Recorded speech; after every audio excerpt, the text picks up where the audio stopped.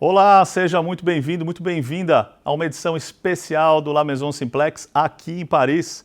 Nós estamos na Sorbonne, a principal universidade francesa, uma das mais famosas do mundo, para conversar com duas lideranças importantes e que estão fazendo a diferença na construção de marcas globais. Eu estou aqui com a Julia Blume e com a Renata Gagetti. A gente vai conversar um pouquinho sobre marketing, sobre construção de marcas num cenário global. Tudo bom? Sejam bem-vindas aqui à Maison Simplex, edição Paris. Obrigada. É um prazer estar aqui.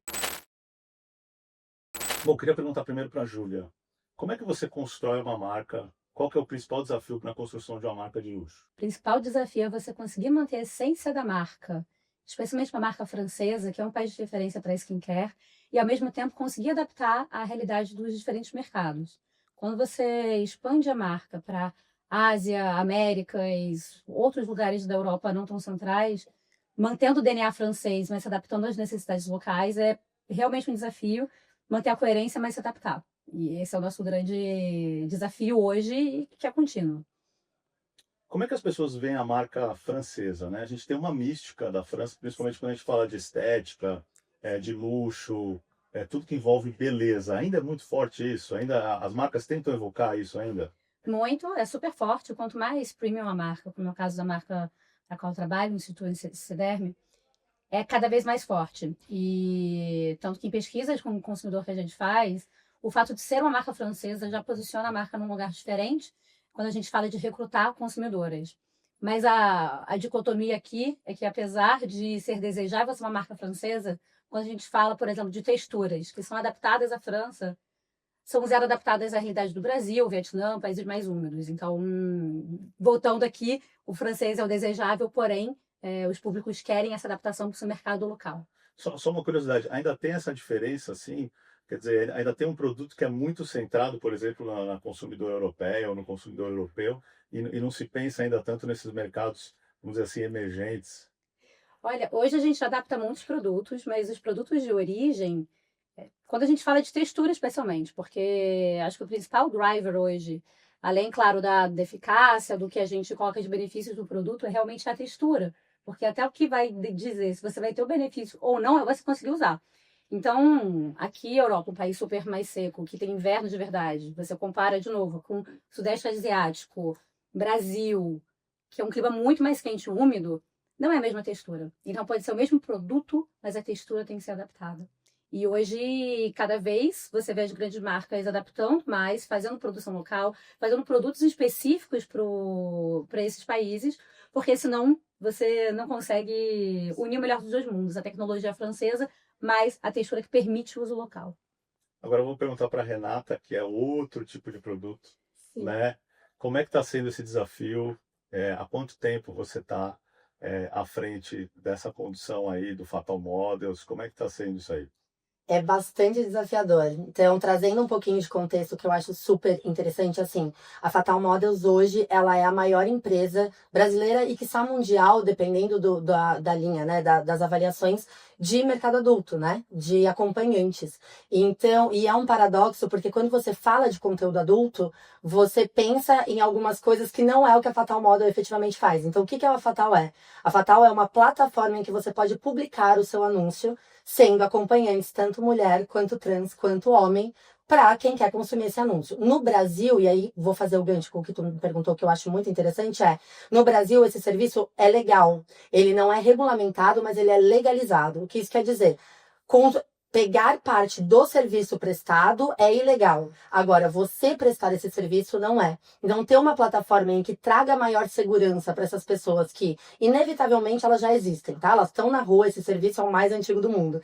Mas trazer elas para o online, com checagens de segurança que assegurem mesmo essa parte mais, né? Que traga para visibilidade públicos que são invisíveis, né? É o grande diferencial da marca. E aí onde pega da questão global, porque a gente está abrindo negócios globais, a gente está abrindo a Europa agora. Então é uma multidão, é 28 milhões de acessos mensais. E quando você pensa em trazer isso para o mundo, você tem que, pensar em regulamentação e trazer essa realidade de maneira que também tem essa bandeira da segurança, porque não é um site de conteúdo adulto, é um site que traz a segurança para as pessoas que prestam esse tipo de serviço. Mas é muito desafiador. Como é que você trabalha esses dois pilares que eu acho que são fundamentais no teu negócio, que é privacidade e segurança? Como é que você trabalha isso na construção de marca? É muito. Exatamente, eles são os pilares, assim. É um serviço. Acho que sempre a necessidade do indivíduo, seja na construção de uma marca, seja na construção de um produto, que é um pouquinho mais minha área, sempre a individualidade precisa ser realçada. Você precisa entender a necessidade desse público e trazer adequações até, né, com o paradoxo de Télio, mas traz a mesma coisa. Você traz a necessidade que ele precisa e você resolve esse problema. No caso de conteúdo adulto, o anonimato é extremamente importante. Porque é um dos pilares das pessoas. Pessoas que contratam e pessoas que prestam não necessariamente estão a fim de assumir isso para a sociedade, devido a um monte de questões sociais e de tabus. Então, trazer produtos, um dos maiores desafios que eu tenho hoje é trazer produto que as pessoas se engajem, mas que elas não se sintam mostradas, vulnerabilizadas, não sintam que a identidade delas está sendo exposta. Então, como que se resolve isso? Dia a dia, conversa com o seu usuário e tentar trazer produtos que realmente resolvam o problema real. Então, às vezes meu time, né, ou eu penso em alguma coisa muito diferente e fala, tá, mas qual que é o problema real desse público? Ah, eles querem ver pessoas quando eles viajam e eles não podem passear o nome deles. Desde coisas muito específicas, meios de pagamento, por exemplo. Meios de pagamento são coisas que você fica com um pouquinho de receio. E é coisas que eu nunca pensei em nenhum outro mercado no qual eu atuei. Pensar na questão do meio de pagamento. E com o mercado adulto, você precisa fazer essas adequações tecnológicas. Acho que é um desafio grande aí, né? Vocês estão desbravando um mercado, né? Que já existia, evidente, esse tipo de serviço online, mas acho que para vocês está sendo bem desafiador, assim, pensar em regulamentação, pensar em novos mercados, né? Sim, e o que eu penso, tá? O fundador, hoje a gente tem 480 funcionários. Então, assim, metade deles é engenharia. Então, eu tenho um time de 280 pessoas, mais ou menos. E qual que é o diferencial? Se você pensa num site que está vendendo conteúdo adulto, a margem é muito, muito alta. Você pode fazer bastante dinheiro com site de conteúdo adulto. Qual que é o diferencial da Fatal Model? Trazer realmente dignidade e segurança. Então, tem toda uma robustez na corporação, na empresa, no ideal, nos valores, nas metas, nos investimentos. Então, investimentos, existe um pilar dentro da Fatal Models que é trazer para conversas, para as pessoas. Por isso que patrocinou times de futebol, por isso que patrocinou Série A e Série B do Brasileirão, patrocinou jogos da seleção, que trazem para o público discussões. Aqui a gente não está também, né? Minha empresa não tem a menor intenção de trazer o pensamento, olha, é bom, mas discutam sobre isso. Tem mais de 1,5 milhão de pessoas no Brasil que se classificam como acompanhantes. Como dar voz a essa discussão? Seja para... Cara, 1,5 milhão. 1,5 milhão. É muita gente, né? E esse 1,5 milhão ainda é números que não são oficiais, porque se você me perguntar, eu acho que tem mais, sabe? E é trazer voz a isso, trazer democratização para a conversa sobre essa profissão, que, como você disse, é a mais antiga do mundo. Agora você falou um ponto interessante, Renata, que é associar a marca a paixões nacionais, como o futebol. Beleza também é uma paixão nacional. A gente é um mercado muito forte no Brasil de beleza. Como é que é adentrar esse mercado, trazer know-how francês, trazer toda a mística francesa, mas entender essa mulher brasileira, que é uma mulher diversa, né? É um país muito mais miscigenado. Como é que você se associa a essa paixão nacional, que também é a beleza? Olha, passa por muitas coisas. Passa primeiro, né, o produto. Então, como eu falei, adequação de textura, adequação de fórmulas, também para a gente conseguir ter aderência com a necessidade. Por exemplo, a pele brasileira é uma pele que costuma ser mais oleosa. A acne no Brasil, por exemplo, é o que é a dermatite atópica, que é uma doença de alergia, de pele seca. Então, são diametralmente opostos. Então, passa desde pelo desenvolvimento de produtos, adequação de textura, pelos signos da marca. E quando a gente fala de uma marca mais premium de luxo, cada vez esses signos têm que ser... Eles são mais robustos, você precisa de uma consistência. O que significa que eu não posso ter modelos completamente diferentes na França e no Brasil. Eu consegui trazer do coração da marca, da França, essa perspectiva global também, o que significa que eu preciso tratar com diversidade dos meus modelos, eu preciso ter modelos negros. Assim, no Brasil, é impensável você não ter uma diversidade de cor de pele, enquanto na França você vê uma coleção que ainda está muito, muito, muito mais incipiente do que no Brasil a discussão. Acho que até pela composição da população do mercado consumidor. Então passa por todos esses signos. Então, hoje estando do lado da marca, não só do lado do país, como eu fiquei por 7 anos no Brasil, isso está cada vez mais presente. Como que a gente traz para esse core global da marca, para o chute de modelos, para os elementos de branding, essa transversalidade também, que mantenha a essência francesa, mas que consiga também se encaixar nos diferentes mercados. Não é simples. Imagina que a tarefa Não é seja simples. nada fácil. E uma curiosidade, assim, né? A consumidora brasileira, o consumidor brasileiro também, que vai consumir os produtos, ele se encanta ainda pelo fato do Made in France, assim, ainda Sim. mexe muito isso no mercado de beleza? Mexe a categoria de dermocosmético, de pele, skincare, especialmente de cuidado com a pele, menos de maquiagem, mas cuidado com a pele. É uma indústria que nasceu muito forte na França, então ainda existe muito isso no imaginário. Existe muito isso no imaginário e mesmo hoje empresas francesas que produzem 100% no Brasil se apoiam muito no concebido na França.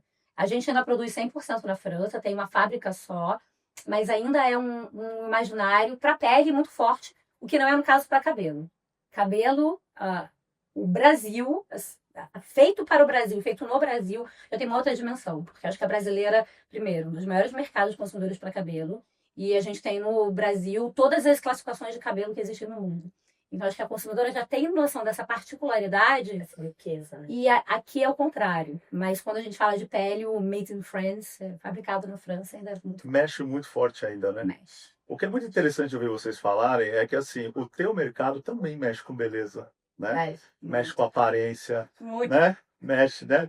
Talvez quem esteja ali consome os Eu produtos ia para falar, estar com bem. certeza. Com certeza tem um cross Porque, aqui. né, vocês têm um cross muito interessante aqui, que a gente fez essa combinação aqui, Sim. e acho muito interessante.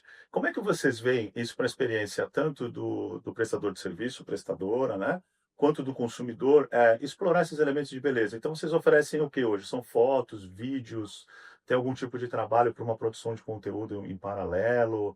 Hoje em dia também tem os sites específicos só de venda de conteúdo. Não sei se vocês também incorporam algo dessa natureza, Renato. Legal. Essa acho que é a pergunta que todo mundo que chega faz isso. E aí, né? OnlyFans, privacy, tudo que são as vendas de conteúdo propriamente dito.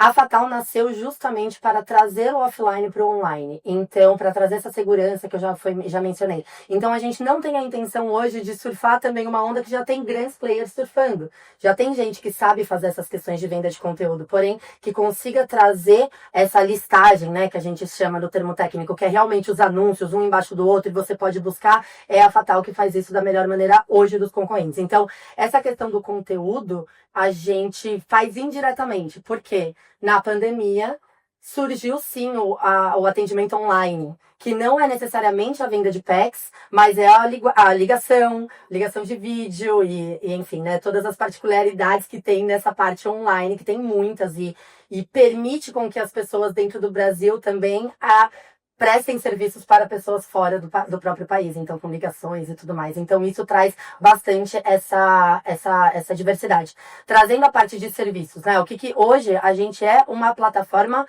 de anúncio. Então exige assim, você vai escolher suas fotos, você vai escolher seus vídeos e você vai voltar lá com toda a autonomia. A gente não se mete nem o valor que você cobra pelo seu serviço, você é totalmente, a pessoa, né? O acompanhante é totalmente autônomo para trazer isso. Porém, a gente tem planos que dão mais ou menos destaque para os anúncios das pessoas. E nestes planos, você tem acesso a informações de quantos cliques teve seu anúncio, quantas pessoas viram, qual que é o perfil das pessoas que acessam seu anúncio, o que está Trend Topics, né? Então, quais são os vídeos mais vistos da semana, e aí você pode sim trazer esse adicional para o seu anúncio. Mas o que eu vejo bastante?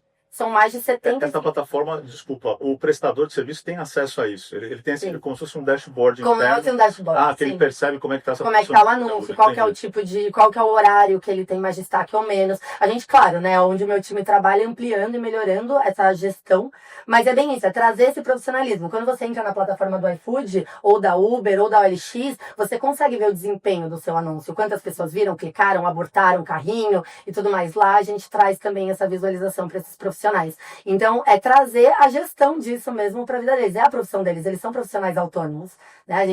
A grande maioria, a gente tem alguns estudos, e essa é uma das partes mais ricas que eu vejo, que é a gente conseguir estudar a nossa população. E aí, anualmente, a gente solta o IBGE, e aí você consegue ver que mais de 40% das mulheres que trabalham com isso são as chefes de família. elas bancam, elas são casadas, elas têm filhos, e os dinheiro. Exatamente. É curioso pra caramba. Eu acho que. Sabe qual que é, pra mim, a maior beleza desse assunto? É a gente tem muitos paradigmas e estereótipos. E aí, quando você começa a olhar os números, não, são mulheres casadas, grande parte dos maridos sabem, e elas sustentam a família com o dinheiro desse trabalho autônomo que elas prestam. Você tem acesso a um universo que estava fechado, Tava fechado. ficou muito tempo fechado e acho que vocês têm insights aí. Enfim, depois você vai contando para a gente outras curiosidades aí que vocês conseguem perceber. Queria ouvir da Júlia, como é que é trazer a visão do consumidor brasileiro, da brasileira, para um centro de decisão europeu? Como é que é explicar esse mercado tão diverso, tão complexo que é o Brasil, né? Estamos falando de 200 milhões de pessoas, num país muito mais heterogêneo que a França, por exemplo. Qual que é esse desafio teu aí? Que acho que não é pequeno.